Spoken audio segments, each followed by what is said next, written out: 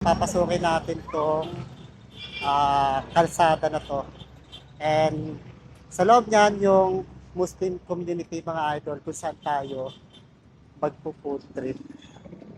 So hahanapin lang natin kung saan banda yung food tripan dito na hinahanap natin syempre. So excited na ako na matikpan yung pinagmamalaking pagkain ng mga Muslim.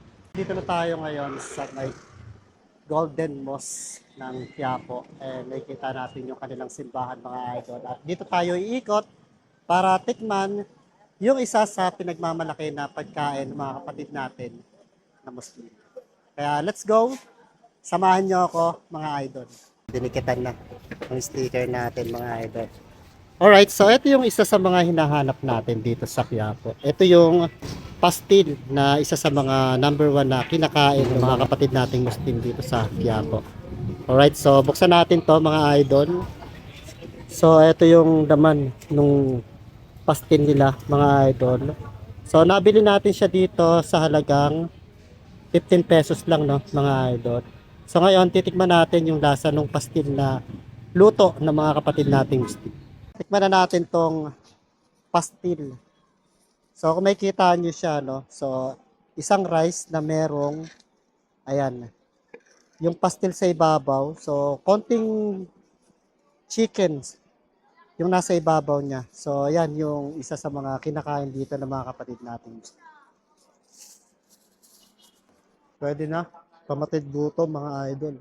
Sa halagang 15 pesos, mabubusog ka na dito sa kanilang pastil. Tamang-tama yung lasa niya, yung alat, yung pagkakatimpla ng pastil is tamang-tama lang siya. So nakita ko yung lasa ng isa sa mga pastil na hinahanap ko dito sa Quiapo. Alright, so after natin itong kainin, pupunta ulit tayo sa iba pang bilihan ng pastil para may confirm natin yung lasa. Second pastil na matitikman natin dito sa Quiapo. Ayun oh. So, ayan o, kita nyo naman, meron pang sili sa ibabaw. So, yung natikman natin kanina ay hindi siya spicy. Pero this time, ayan, sili ka agad yung nasa ibabaw. So, alam naman natin, yung mga kapatid natin ng mga Muslim, mahilig sila sa spicy. So, tikman na natin para malaman natin yung lasa itong chicken pastil na binibenta nila dito. So, yung first bite natin, talagang nangibabaw yung ahang niya. Compared dun sa unang pastil na kinain natin kanina, tamang-tama lang yung lasa niya at yung alat. May kita niyo isang kawa ng pastil yan mga idol. So dito natin siya nakita sa ikatlong bilihan ng pastil dito po yan sa Quiapo. So ngayon titikman natin yung lasa ng pastil na tinitinda natin dito. Ito na yung ikatlong pastil na matitikman natin dito sa Quiapo mga idol. And kung makikita natin siya, yung texture niya no, nung kanyang pastil ay spicy siya kasi makikita natin dito sa ibabaw yung sili mga idol. So alam naman natin yung mga kapatid natin na Muslim, mahilig sila sa mga pagkain na spicy. So ngayon titikman natin to. So yung first bite natin dito is tamang-tama lang yung anghang niya. So hindi siya ganun kaanghang mga idol. Saktong-sakto yung lasa niya at yung alat nagko-combine doon sa lasa ng manok na nasa ibabaw nitong kanin. Dito tayo ngayon sa may Bautista Street mga idol at titikman natin yung ikaapat na pastil. Ayan, so mainit siya mga idol, bagong luto yung kanin and may kita natin yung pastil niya. Ayan yung pinaka-toppings niya sa ibabaw. So eto naman, wala siyang sili mga idol, so tikman natin siya. So almost the same siya nung unang pastil na kinain natin kanina mga idol. Ang limang pastil na titikman natin dito sa Quiapo mga idol. So tikman natin to. So yung first bite natin sa kanyang pastil ay may pagka-toasted yung pagkaluto ng pastil niya. And yung lasa ng chicken niya is nagko-combine yung alat at yung tamis niya. So medyo toasted naman yung pagkaluto ng pastil nila mga idol. Pang-anim na pastil na titikman natin dito sa Quiapo mga idol. Makikita natin yung texture ng kanyang pastil. So parang ano to, may spicy siya no, meron siyang sili sa ibabaw. So tikman natin kung ano yung lasa nito. First bite. So, spicy yung lasa ng chicken pastil dito mga idol. So, tamang-tama yung pagkakatimpla. Yung spicy and yung alat ng manok, malalasahan mo kaagad sa unang tikim.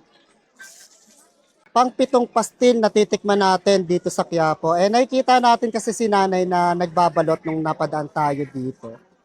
So, dito na tayo bumili ng pastil para matikman natin. Si nanay ang nagluluto ng kanyang chicken pastil and eto makikita nyo yung texture ng kanyang chicken pastil mga idol. Ayan siya. So, tikman natin. Pampito na to mga idol. So, medyo crunchy yung texture ng kanyang chicken pastil dito mga idol. And wala siyang spicy. Kapag tinikman naman natin yung pastil, tamang-tama lang yung lasa ng kanyang chicken pastil. So, nagko-combine yung lasa niya na medyo maalat, na medyo manamis-namis. Ito na, pang-siyam na pastil na titikman natin dito sa Quiapo. Nabili natin siya sa halagang 15 pesos. So, ngayon tikman muna natin para malaman natin yung lasa. Medyo manamis-namis naman yung lasa ng pastil niya dito, mga idol. Unlike dun sa una natin natikman na medyo maalat-alat, then nakatikim din tayo ng spicy na chicken pastil. Dito naman, ayan, medyo manamis-namis siya. Alright, pang 10 pastil na titikman natin sa Quiapo, mga idol. Eto na. Alamin natin yung lasa. So, first bite muna tayo. Nakikita natin mga idol dito na medyo oily naman yung labas ng kanyang chicken pastil dito. Na merong sibuyas, mga idol. So, lasang-lasa mo naman dito yung sibuyas ng kanilang chicken pastil, mga idol. Tapos, medyo sweet yung pagkakaluto ng kanyang chicken pastil. So, manamis-namis siya, no, mga idol. So, hindi nagpahuli yung luto na pastil ni ate. Masarap siya. So, overall, mga idol, natikman na natin yung mga pastil dito sa Quiapo. 10 pastil yan na tinikman natin.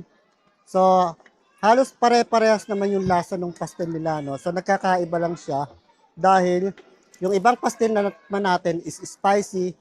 Merong sweet na chicken pastil. Tapos, yung iba naman, mga idol, ang pagkaluto ng kanyang chicken pastil ay medyo toasted naman siya. Pero sa lasa, halos pare-parehas siya, mga idol.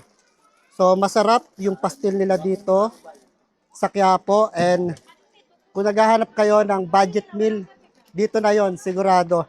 Sa halagang 10 piso at 15 pesos, ay mabubusog na kayo. Grabe, napakasarap nito.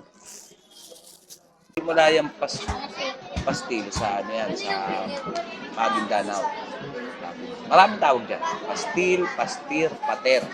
Iba-ibang tribo, iba-ibang ano. Sa Maguindanao, ang tawag dyan, pastil. Sa Iranon, pastir. Sa Maranao, pater. Pare-parehas, luto sa manok, lumay na manok, etc. Tapos, yun, yung mga lasa, pag Maranao, maanghang. Sa amin din may maanghang. Siyempre, kaso lang mga inaano namin, mga bata. Kasi may mga batang kumakain na ano. So, like yung kanina, yung natikman kong chicken pastil, iba-iba talaga yung lasa. Iba-iba yung lasa niya. Pero, masasarap lahat.